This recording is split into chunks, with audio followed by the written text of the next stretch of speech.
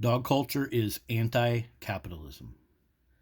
Admittedly, dog culture and dogs, they claim to be like for profit or good return on investment or innovative or something like that. Those are all concepts in a capitalist economy, but dogs are not those things. Like the return on investment of dog culture is just dogs suffering, toddlers being attacked.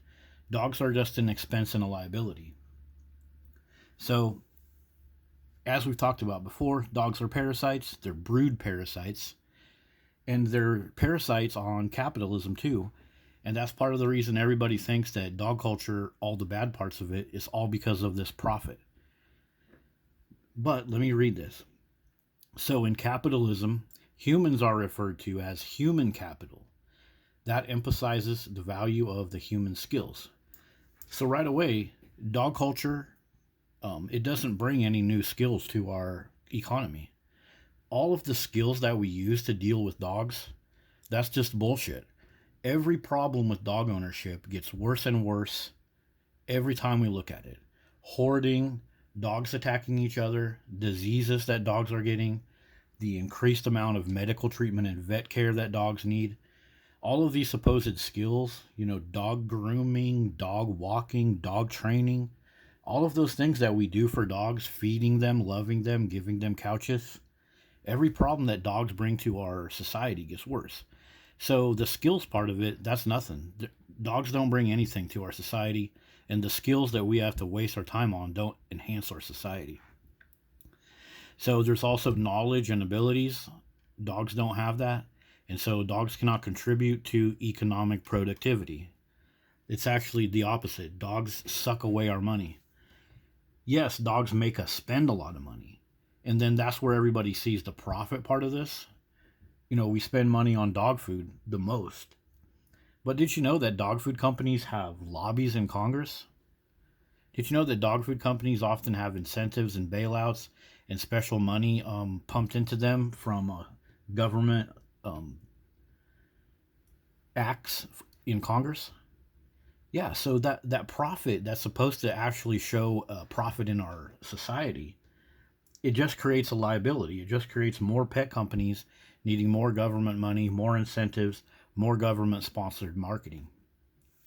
Yeah, so the part about economic productivity, it's not as super awesome and profitable as everybody thinks. And there's another part of this. This concept in capitalism has faced criticism for reducing worth of the people to their economic output. So that's like one of the bad things of this capitalist thing. But let me show you this. That is what socialist regimes did. So this bad part of capitalism that's reducing people to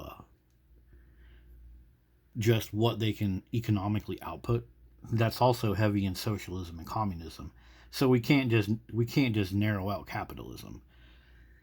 So with dog culture, talking about prioritizing people down to what they can produce, that's dog culture.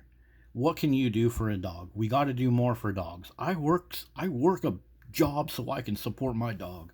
Dogs are better than humans. My dog is more well behaved than your kid. Or, yeah, my dog poops all over the beach, but he doesn't leave beer cans everywhere.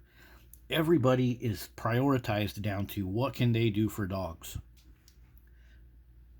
Even local economies like park maintenance, they have to water more for all the dog shit that's out there. That's your taxpayer money.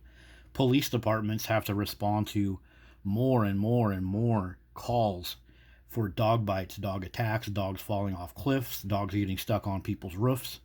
And that's your property tax paying those police officers. And the job of the police officer, for example, is being boiled down to what can they do for dogs, which is exactly the shit that socialism did to people, is boiling us down to our economic output. And our economic output right now in America is going towards dogs in so many different ways. So dog culture is anti-capitalism because of that point. Let's move along to some more powerful stuff. So a nation or society can face challenges with a less creative or intelligent population. That right there is dog owners. Dog culture. The more dogs we have, the less intelligent we are. It's been proven scientifically with the Kellogg experiment. It's well known in other literature. When you hang around a beast that has no prefrontal lobe, you don't use your prefrontal lobe and you become less intelligent. And I'm not the only one realizing this. There's plenty of NIH studies, online PDFs, information that's been collected over decades. We're getting less creative and we're getting less intelligent. And that's a big thing with our human capital. Remember, in capitalism, human capital is important. Let me go back to that. So human capital. Dog culture breaks down human capital in hundreds and thousands of ways. So it is anti-capitalism. Yeah, so the less creative you are, the more challenges your nation and population creates, and ownership of dogs makes you less creative. And all we have to do is look out in dog culture. There's so many problems with dog ownership that could be solved or minimalized with creativity. But dog owners and dog culture, they don't use creativity. What do they do? What do they do when there's a problem with dog owners? Oh, it's the kid. Oh, it's the trainer. Oh, it's the vet didn't give us the right this or that. They always blame some external thing because of their dog. The police came over and my pit bull bit the policeman in the arm. It must be because he sensed a bad person. No, it's because you failed to be creative and hook your dog up to a leash. You failed to be intelligent and hook your dog up to a leash. If you look at all the problems in dog culture, no intelligence, no creativity, just blaming outside sources. So yeah, dog culture does zap our creativity. So next up, self-preservation. So a species with low self-preservation, that's bad for them. You can engage in behavior that negatively impacts your survival and reproductive success. Dogs are better than kids. I'm not going to get a wife. I'm going to get myself a black lab. Yep. This is particularly evident in social species where individuals may perceive themselves as burdens. Oh, dude. Just like dog culture again. We're not good enough for dogs. We need to give up more for dogs. We need to adopt more dogs. You know, the shelters are full of dogs with cancer and fleas and dogs that have a bite history.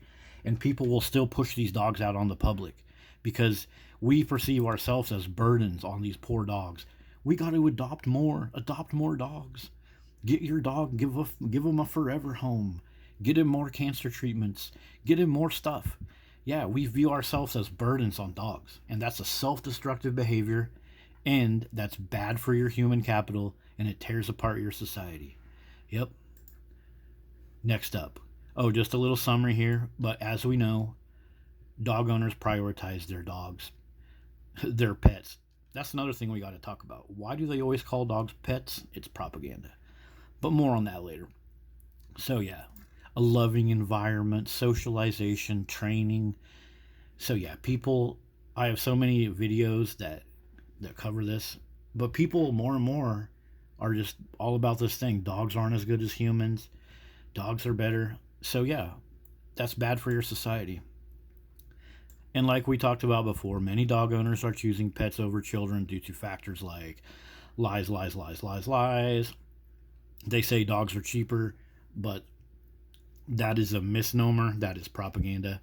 Dogs are not an investment where kids can really be an investment in your life when you get old, and in society. When a dog owner gets old and their family hasn't visited them for a long time and then they die, society at large has to come and remove them from their apartment and figure out what to do and take their social security money for their funeral and stuff. Their dog can't help them pay for any of that, but a human family member could. So dogs are not a freaking investment. And this whole thing about, I'm going to get a dog because it provides, look what they say, it's easier to care for a dog. Yeah, that's just a lie, you guys. It's easier to care for a human because you're going to get return on your investment. Return on investment is another capitalist thing. You can get return on investment by having a human. You can't get return on investment from having a dog. So again, dog culture is anti-capitalism. It's right in everybody's face. It's completely obvious, and it's hidden beneath all this pro-dog propaganda. So here's some information. Species with strong self-preservation instincts employ behaviors to avoid predators. So this is our human capital again. As a dog worshiping society, 90 million dogs that we know of according to the internet in America, dogs are predators. It's a fang predator with the prey drive. Sure, you got a toy breed that's too small to hurt you that much. Sure, you got a hound dog. It doesn't really like to attack you. It wants to attack, other dogs or coyotes or to rabbits. But still, the thing is a freaking predator. And as human capital, we don't bring predators in. As a species that wants to be strong, we don't bring predators. But people bring predators right into their home. Oh, how come 3 toddlers are dead in Texas over the past couple weeks? Oh, the dog attacked them. Yeah, that's a predator that was brought into your house, you fool. Like, this stuff is so obvious, you guys. But yeah, you gotta hide, you gotta be vigilant, alter your activity patterns to decrease encounters with these predators. People will even go pet up on stray dogs and get bitten. Little kids will go give a treat to some neighbor's dog and get their arm nearly half chopped off by a pit bull or a Rottweiler. If you see a dog and your prefrontal lobe is intact, that should tell you that you need to do this: being vigilant or altering your activity. Not taking it and putting it up in your house and spending a bunch of your money keeping it happy and healthy while you slowly but surely ignore your fellow humans and watch your society start to fail as you continue to worship dogs and throw your human capital in the garbage. So yeah, dogs are anti-capitalist. So what do we got here? Oh, that's a separate topic. Food poisoning. Well, that's the end of this video, guys. So yeah, dogs are anti-capitalist. This part right here about human capital, dogs tear apart human capital. Money, taxes, property taxes, putting humans at low priority, bringing predators into our homes. That takes away human capital, that rips away the return on investment that we can get on our fellow humans, and we put that return on investment into a social responsibility of everybody having to own dogs just to fit in. And that's not capitalism. That's more like Marxism, communism, or something else. See you guys later.